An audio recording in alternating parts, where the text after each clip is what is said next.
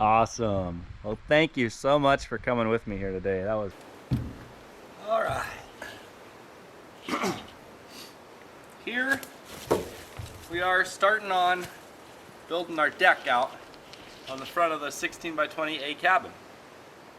It's just a 6-foot deck with 3 posts and a beam, nice hand railing all the way around, and stairway out towards the beach. I won't get too in depth with this today on the layout for the foundation. I will show you what I'm doing.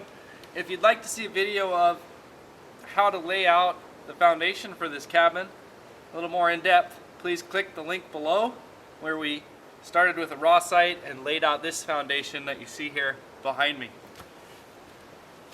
So what I'm going to do here is I need to find out where the front of this cabin is down by the ground so I can measure out for 5 feet. I could use a plumb bob, which would be great. I don't have one, so we'll just use this board.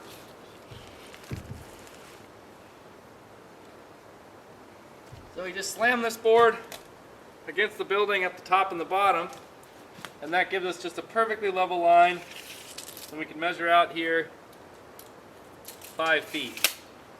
So what you'll notice is that my pilings and my foundation are always kept under the building or under the deck about a foot. So the pilings are in about a foot from the end of the beams, and the beams are in about a foot from the edge of the house. What that does is it gets your foundation in underneath the building. It looks better, it keeps it dry, so these pilings will be out of the rain. It's just a lot better way to do it here. So we got a 6-foot deck, so our pilings are going to be 5 feet away from this line, and then the joist for the deck will go across our beam out an extra foot.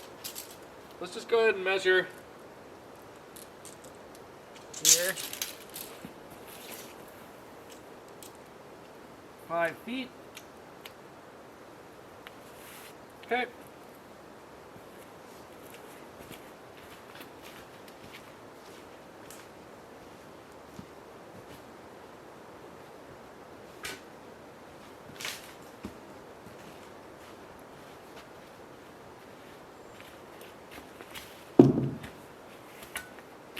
So normally at this point I'd use spray paint. I'd spray a big X on the ground, but in this case I can see where it is. I'm only doing a couple holes.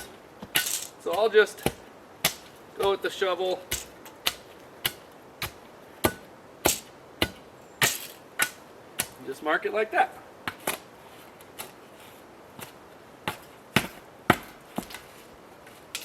Usually with digging, the first couple minutes is the hardest, where you have to chop through roots and stuff like that. There's just a couple roots here, and then you'll get down into the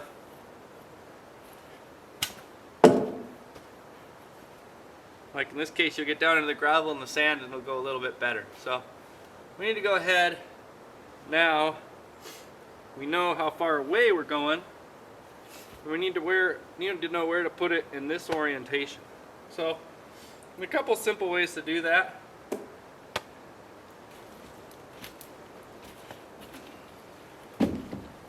Is the center. So that's where we need our post centered on. So we'll go ahead and use a 3-4-5 triangle to get us a square line coming off this wall. So we're going to measure 4 feet this way, 3 feet this way, and 5 feet across. Go over to the wall, measure 3 feet over, mark.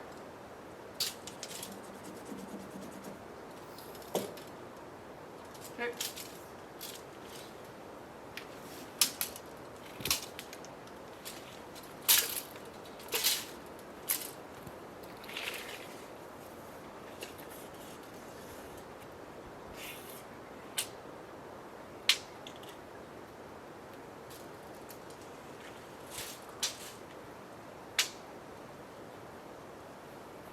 So then, 3, 4, 5, that means that 3 feet on one leg of the triangle, 4 feet on this leg of the triangle equals 5 feet, on this lay of the triangle. So I'm doing such a small job, and I've got this beam to sight down. So I can sight down that beam, and I can tell that one edge is right there. And I can tell that one edge is right there. So I just, I could just do that by eye. It'd basically be absolutely perfect. So let's just measure once and see. Whoops.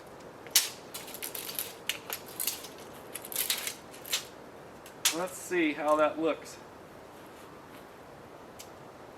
So if I was going to be really perfect, what I'd do is I'd hold these two tapes, then I'd have someone else drop a plumb bob down between them. But in this case, I just need to dig that hole super close to where it needs to be, and when I get the post in there, I can actually move it a tiny bit to get it absolutely perfect. So let's go ahead, check this out here. Over, right there.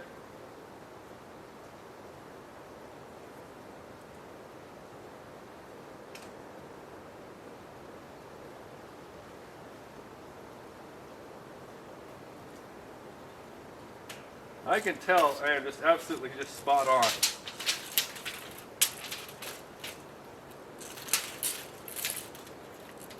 So if we wanted to be a little bit more accurate, all we would do is where these tapes intersect, whoops, where these tapes intersect here like this, we would drop the plumb bob down to the ground and mark for the piling. That's it. Ah, I can't believe it. So, now we dig. I do a lot of digging every year. It's kind of the nature of the beast. It's my job. And a lot of the rest of my job out here is digging. I need to dig these 3 holes, build this deck, and then I gotta dig like a 50-foot ditch to get this creek that's running behind the cabin going out in front. And then I need to go over there, and I need to dig a 4x4 foot outhouse hole. That'll probably dig on that. Might even dig on that for 2 days. So there's different ways to do foundations.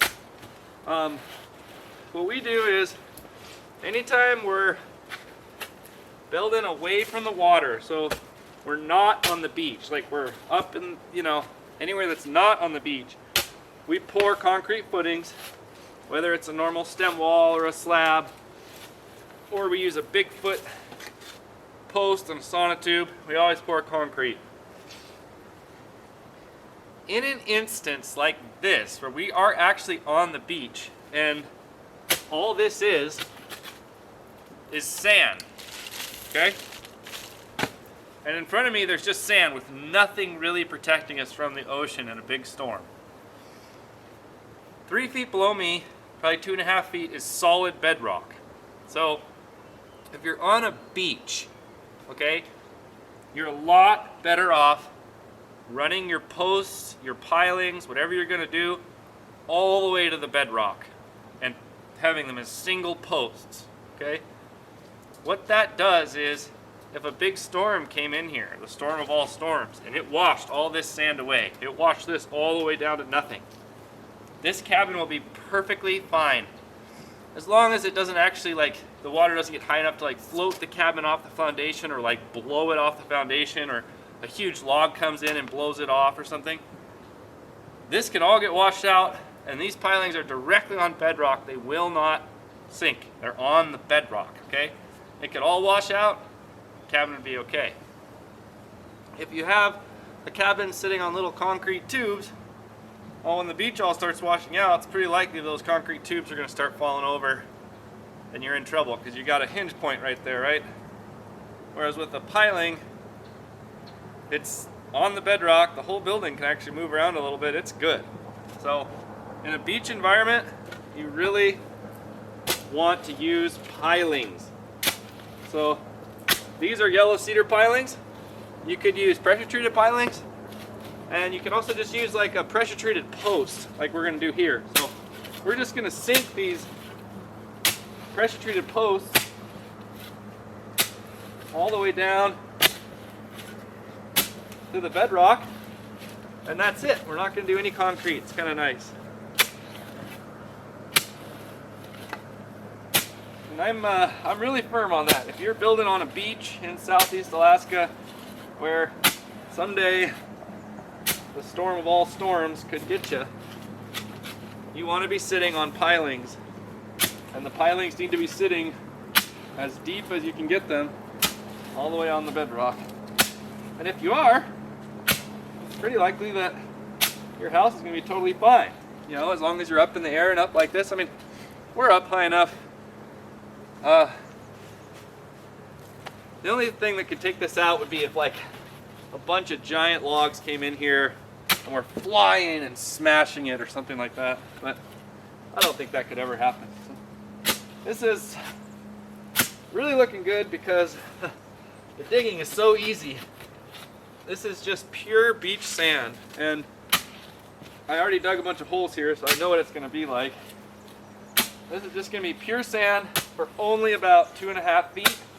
Then it's immediately going to hit this bedrock that you can actually see in some of my videos. The bedrock is up out of the ground right behind me here. Nice thing about Southeast Alaska is a lot of the places you build, you can put your foundation right on the bedrock, and you know, you can't beat that. You don't need to worry about anything moving. You're sitting on the bedrock. So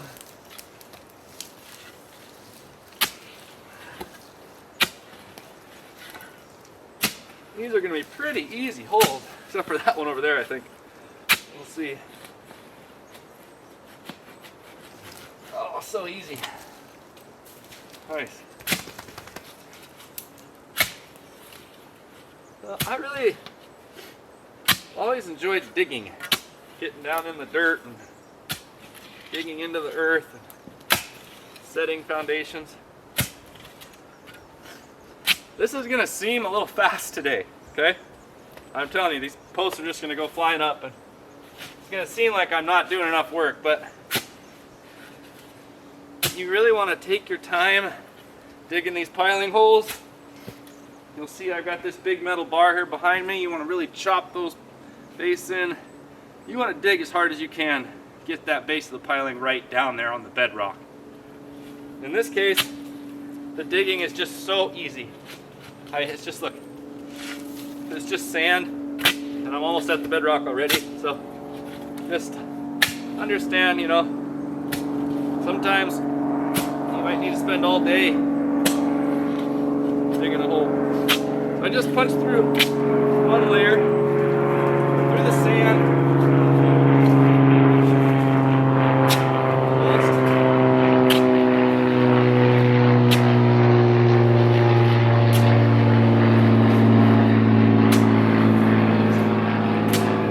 Actually pretty ideal building because the sand is good for digging, and it's a good thing to have around the pilings instead of dirt. And then having that good bedrock that's not that far away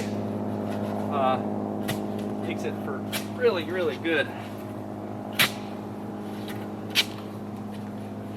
foundation.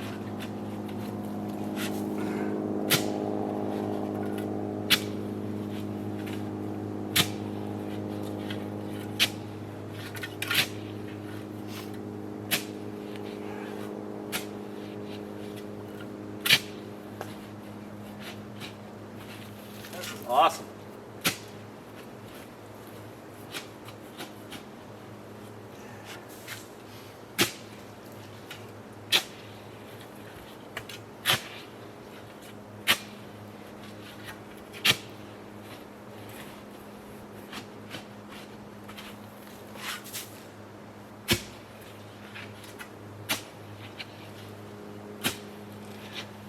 We're over 2.5 feet already.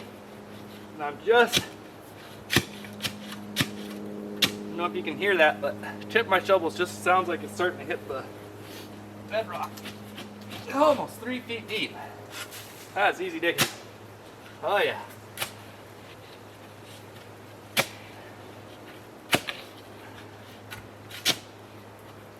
Now we're getting down into this bedrock here.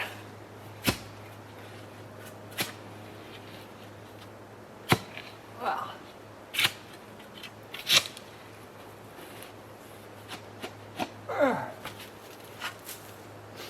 You just can't beat that. 3 feet in the ground, sitting right on the bedrock.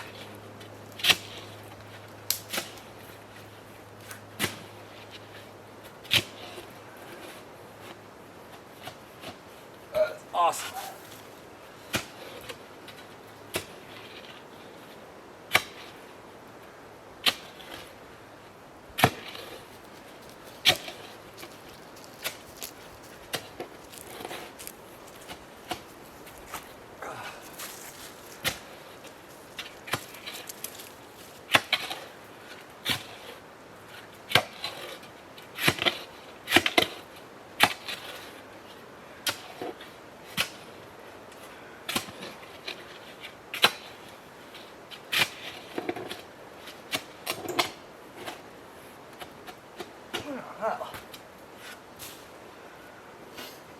No, you just can't beat that.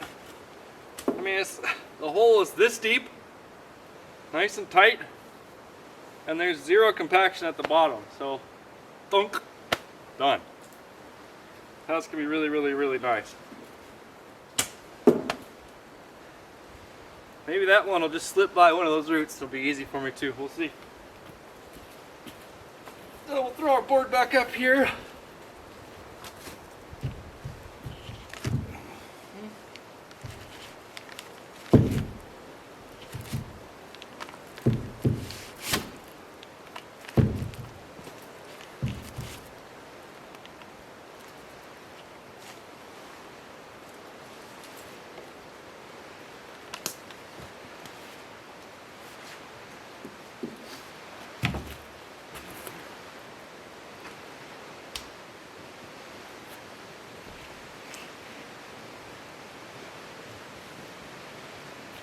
Okay.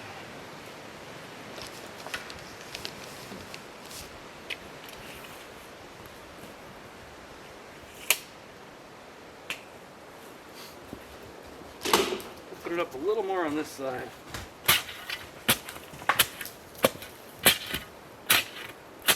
Ah, so easy.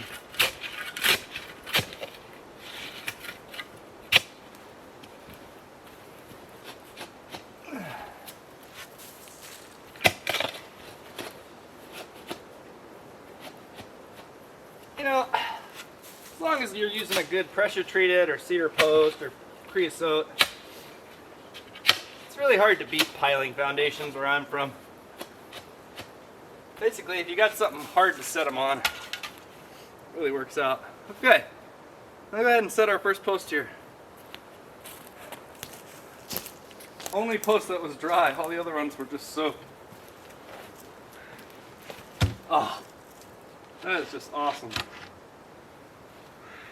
I'll pick it up and thump it once, but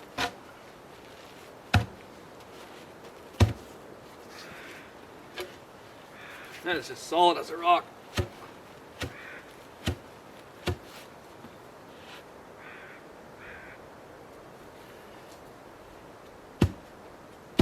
Look at that.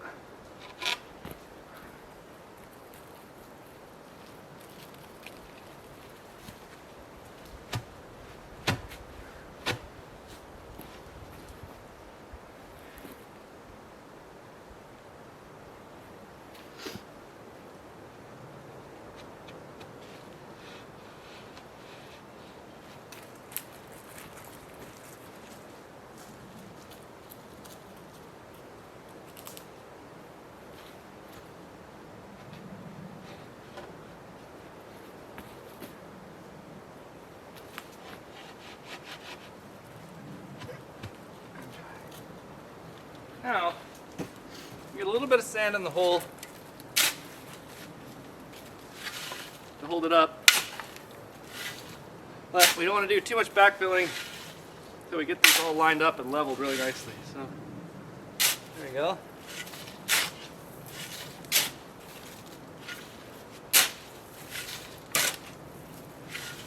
Sweet. Okay.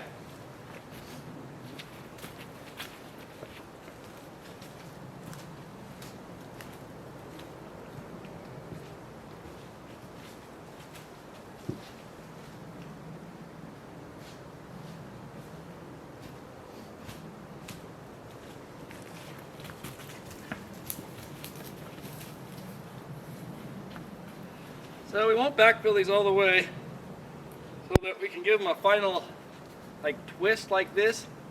Little twists, little bumps to get everything just lined up real nicely. So we just need to set them level close as we can.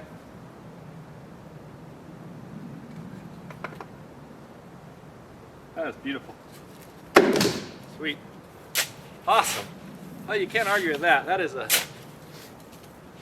very nice foundation post. Okay.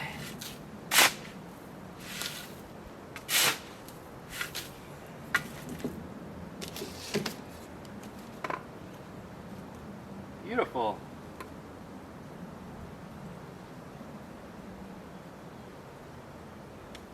Sweet. Oh, this is fun. Simple. I like things that are simple. All right, so now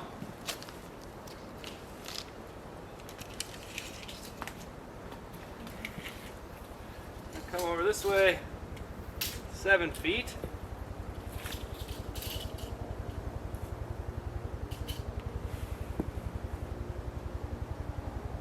Yep, that looks perfect.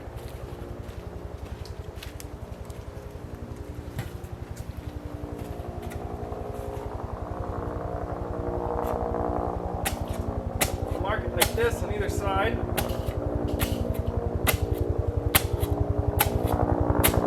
Okay.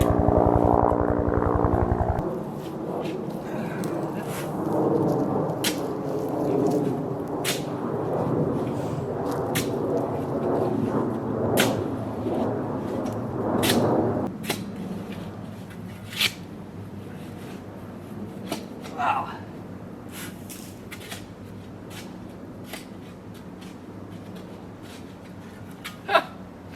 That's just the funniest hole. I dug that live on camera. 3 feet deep, 14-inch circle, perfectly round, straight to bedrock. Hey, can't argue with that. Okay. Let's throw another post in here.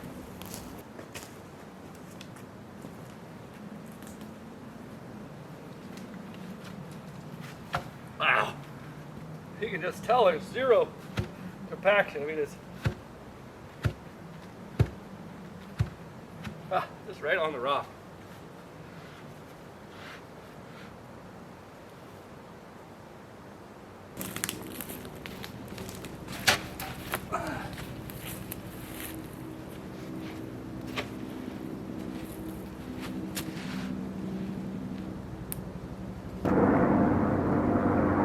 Oh yeah, it's gonna be perfect. It's hitting that stump just a tiny bit, but it's close enough. I don't need to change it.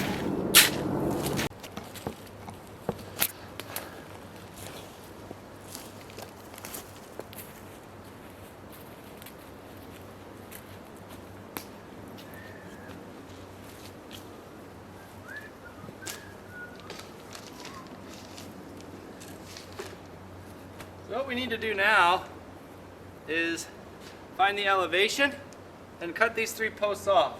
So I'm going to mark it on here.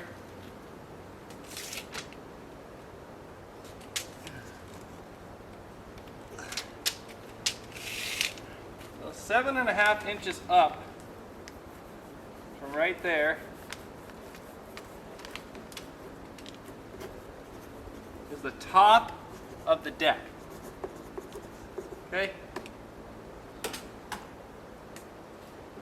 7.5. So what that means is the top of our decking is at 7.5 right there. So From there, to find the top of our post, we need to subtract the decking, which is 1.5 inches. Come down 1.5. Okay? And then we're going to use 2x6 joists. So from 1.5, we come down another 5.5.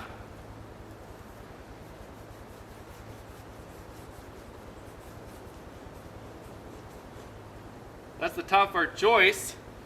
And then we need to come down for our beam. Wow, which is actually 6. That's interesting. Wow. Yeah, it always pays to check. I don't know why these are 6. They're actually 3 3/4 by 6. Ha! You know, usually this does 5.5. How odd. Number 2 first, 6 inch. Wow, weird. Oh, that's easy. So, from the top of the decking, we subtract the decking. Then we got our floor joists. The floor joists sit on top of the beam, so we still got to come down another 6 inches. So the bottom of the floor joist will be here, another 6 inches for the beam that runs across here. So let's go.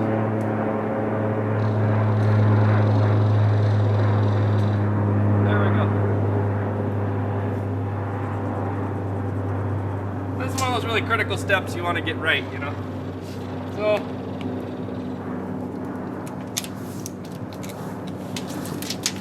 tape measure's dying. This is definitely the top of the floor. We got an 1.5 deck, 5.5 joists, double check it, and a 6-inch beam. Yep. So let's see what we can do here.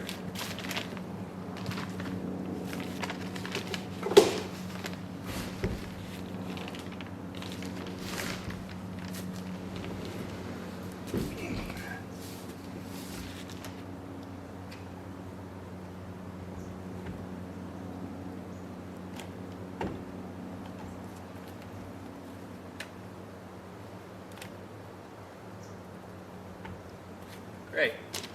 So you can do this with a number of different things. We could just use a board and a level. We could just run level out, do it that way. You could use a laser, like I'm going to do.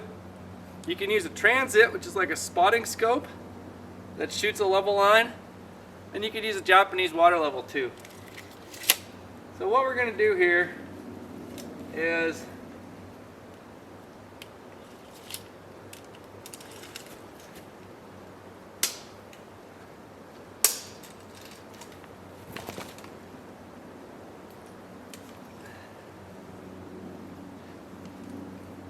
so the laser right here is 25.25 inches above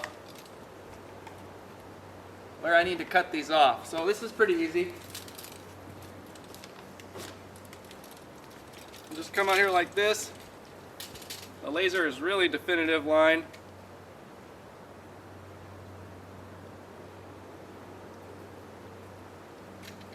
$25.25, okay? Take a line. I like to do a circle around it.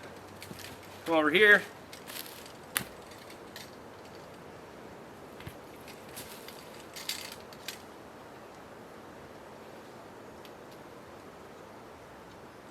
Well, there it is. So the only hard part of using the lasers are on sunny days they're hard to see. So sometimes you have to come out in the morning and shoot your lasers, but this one's good. Okay. So we'll go ahead now and we'll start up the generator. And we're actually just going to use a skill saw. We'll cut those 3 posts off. We'll go ahead and set our beam on here today. Oh, that's going great.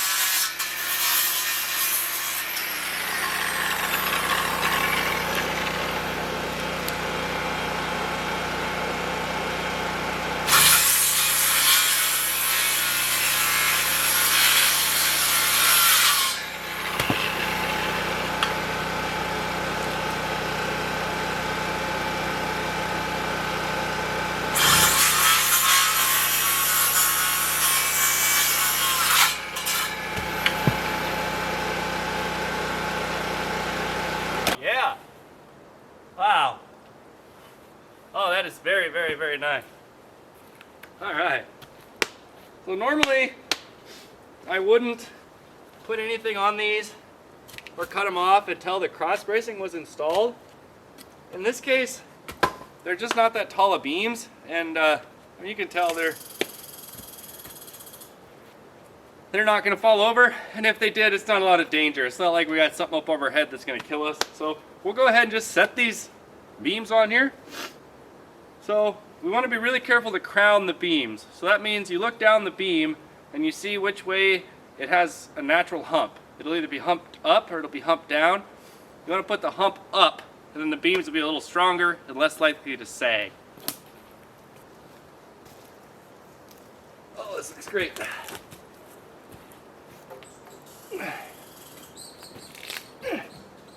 Why are they so heavy? My goodness. Oh, sweet.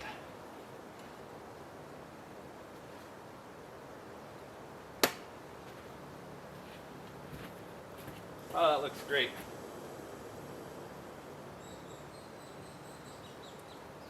Wow. Hey, we did a great job, you guys. This is awesome. So I'm just twisting these the tiniest bit. Everything just looks perfect here. Perfect. Oh, those are heavy. Oh. Goodness. Oh. Wow. Very cool. Let me give you a little close-up of our work here. Perfect. Beam is just perfectly. So the beam is perfectly straight. It's perfectly level. All our cuts look awesome. I am just wow.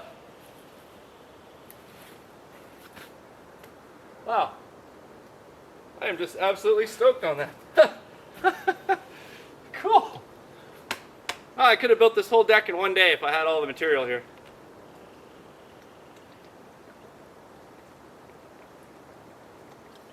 One step at a time.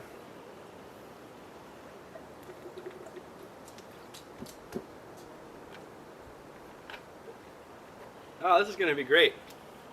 So, next step is we're actually using these giant screws now, Timberlock screws, to make this connection, as opposed to the metal brackets we used in the past. Metal brackets rust out really quickly in the salt environment, and I'm finding that those screws embedded completely in the wood are a lot longer lasting, and it looks better at the beginning, and it really looks better than those brackets all rusty. So we go ahead and I'll just show you how nice all this stuff looks here. Just dead perfect, straight, stout, strong.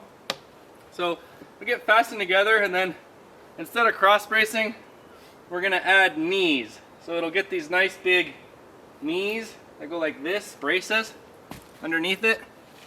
And that'll be nice in this case because the knees support the beam out to where they go.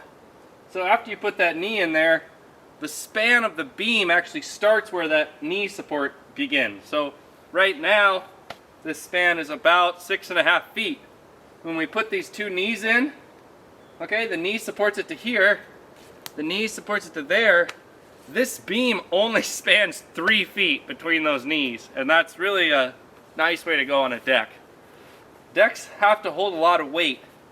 You got to be really careful that you meet code on the deck, and if you're building somewhere without codes or whatever, you got to make sure they're strong enough because there's a lot of snow on here. And then what happens is the decks get a lot of weather and water, and they rot quickly. So if you got big timbers, a little bit of rot isn't going to compromise it, but if you go really wimpy, a little bit of rot will compromise the integrity of the deck. So this is great. Oh my god, what a turning point for the project. That was so fun.